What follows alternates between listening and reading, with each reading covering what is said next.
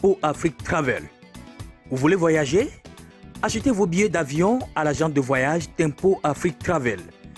Avec l'agent de voyage Tempo Afrique Travel, pas de problème de connexion, pas de problème de transfert de vol. Avec l'agent de voyage Tempo Afrique Travel, c'est le voyage en toute tranquillité, en toute beauté, de votre maison jusqu'à votre destination. Votre satisfaction est notre plaisir.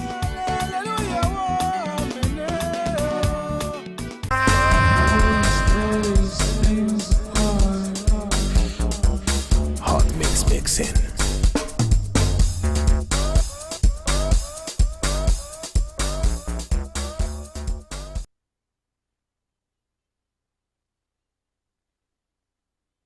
At Tempo Africa TV.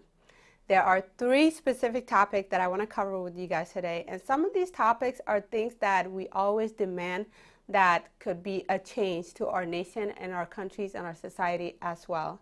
So one of the first topics I want to cover about is the Somali government enforcing new measures against the terrorist group. And some of these measures that are being enforced are some of the things that we all hope for in the society in order to have better lives and also to live a better life in our own countries as well. So that's one of the very interesting topics I would love to cover with you guys shortly. And then secondly, we're going to talk about the celebration going on in Uganda. It is an Independence Day in Uganda.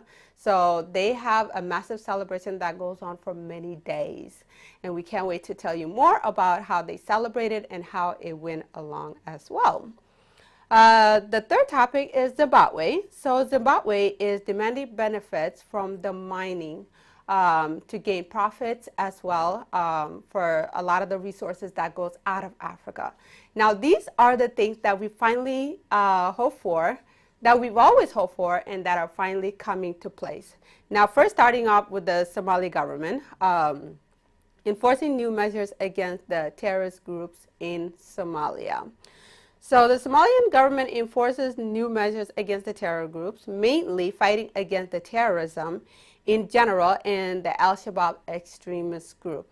As most of these terrorist groups has been terrorizing the citizens for a while, bombing and also destroying places, and humanity have to keep rebuilding back up, these new measures are finally being announced. On Saturday, October 7th, the Deputy Minister of Information, Abdurrahman Yusuf, announced to the government ban, which is called the dissemination of extensions, ideology messages, both from the official media house and social media. This includes a lot of what you see on social media. So if there's any information going on about the terrorist groups, or they are spreading some kind of hate and a plan or agenda towards a specific goal or plan in the country, they can be tracked down and be taken down as well. So, as he continued to say, I want to inform the Somali media and all Somali people in general that will regard all Al-Shabaab related propaganda coverage, including their terrorist acts and their ideology, as a punishable crime. Now, that's something a lot of people would be happy about. So, and something that brings a huge relief, because a lot of these needs to be pointed out and they need to be called out for it in order to bring change into the country. So the government is stepping up. Thus, implementing its decision, the government started cyber operations fighting against terrorist accounts on social media. So far, they have suspended over 40 accounts on Facebook and Twitter as well.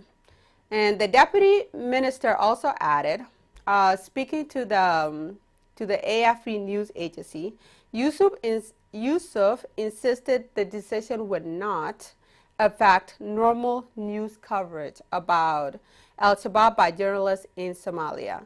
So real journalists who are covering real stories of what is going on to update the citizen and the national are still going to take place. So, and that's what should remain in place in most media coverage, besides all the other militias that are creating accounts to create terrorists against the group.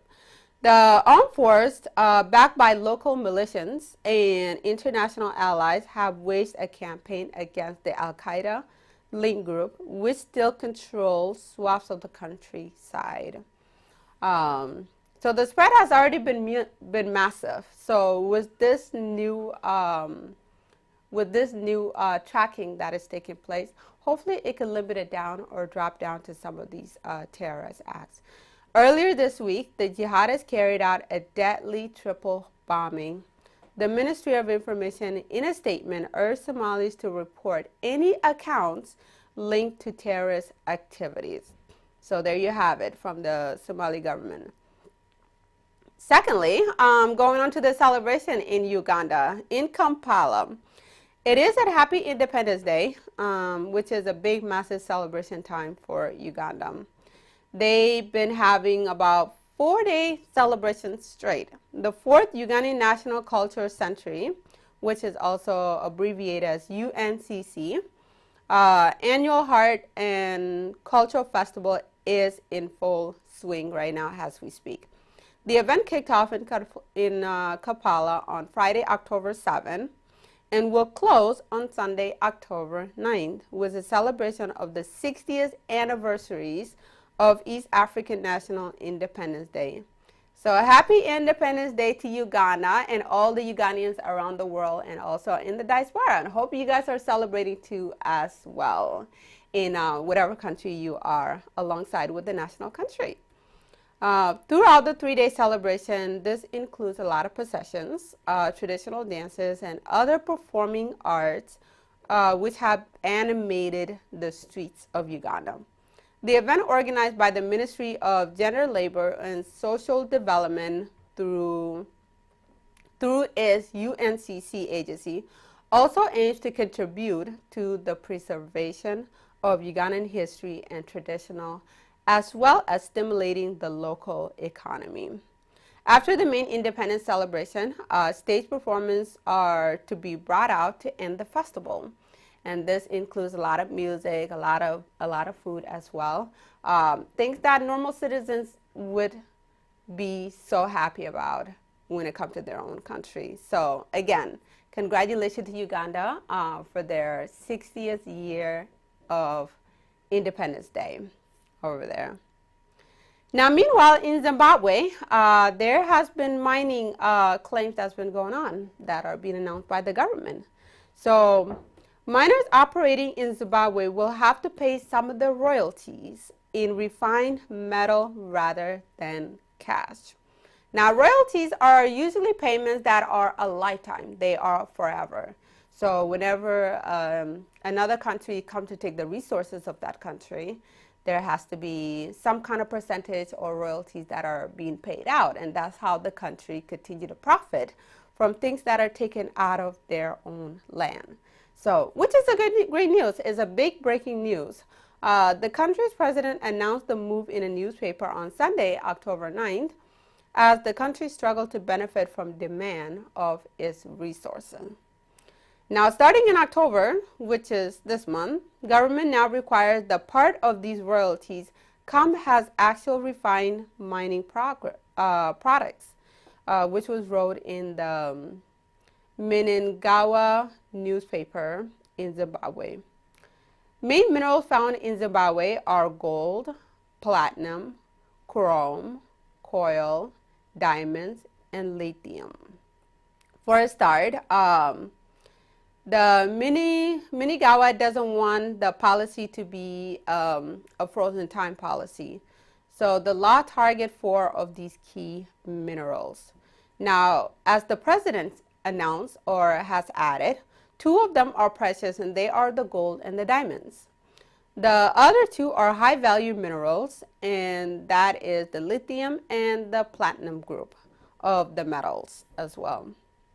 And the leader also has said he had already tasked the ministries of finance and economic development and that of mines and mining development with fine-tuning the policy in close consultation with the mining sector and mining concerns affected.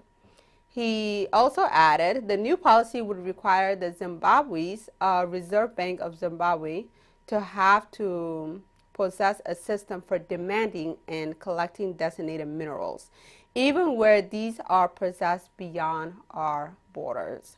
So that's good news for Africa. So thank you, Zimbabwe, for setting a great example for mineral resources that are being taken out of Africa.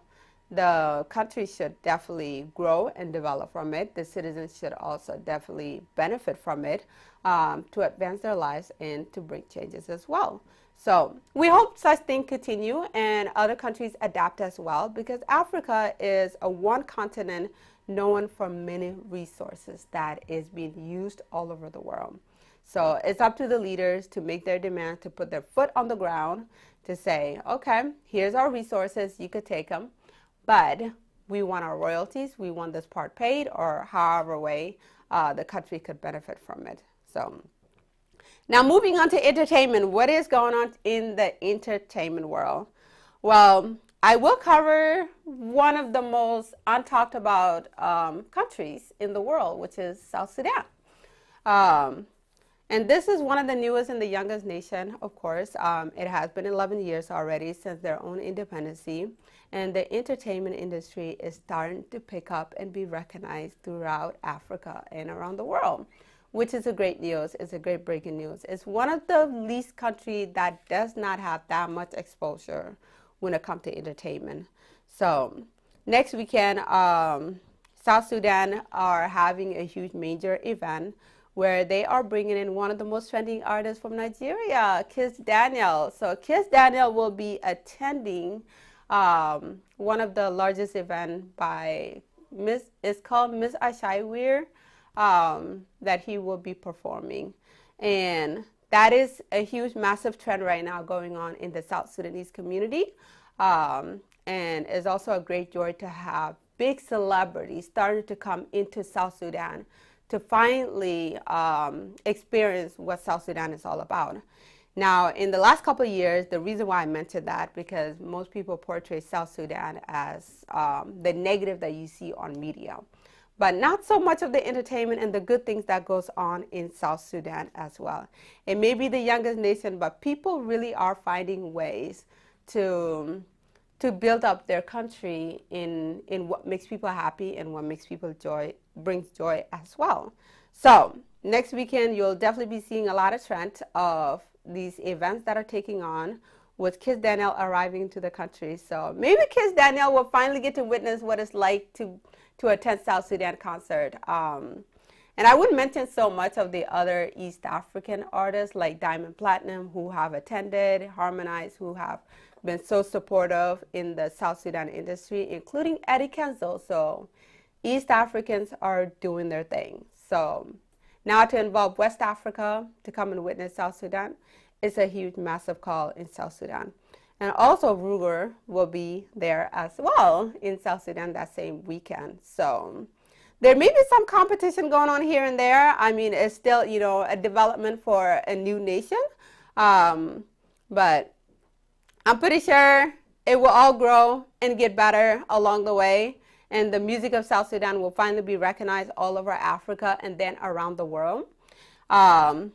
I mean, it kind of already happened. So lastly but not least, congratulations to one of the top celebrities in South Sudan, John Frog, who is making his way into the United States in Afrima this year. So for most of you who haven't heard about Afrima is one of the largest awarding event where all the celebrities from Africa, they come into Texas, USA. And some of them, they perform, some of them, they get award, they get nominated. And it's also a huge recognition for them to be in the Western market. Now, with the Western market, high technology, a lot of our artists and a lot of the African music are being pushed out that way. So Afro beats to the world, Afro classic, Afro pop, the whole Afro culture from Africa is mostly picked up a lot here in the Western world. So congratulations to South Sudan for making their way out into the world music, and also here in the Western atmosphere as well. So for those of you that wants to support South Sudan and vote for John Frog, go to afrima.com and you will see his name in one of the nominated as Best Male East African. So that is all that I have for you guys in the entertainment world. So keep supporting South Sudan music. We would love to add it up into the world music, and we wish them the best as well. Have a Hot mix mixing.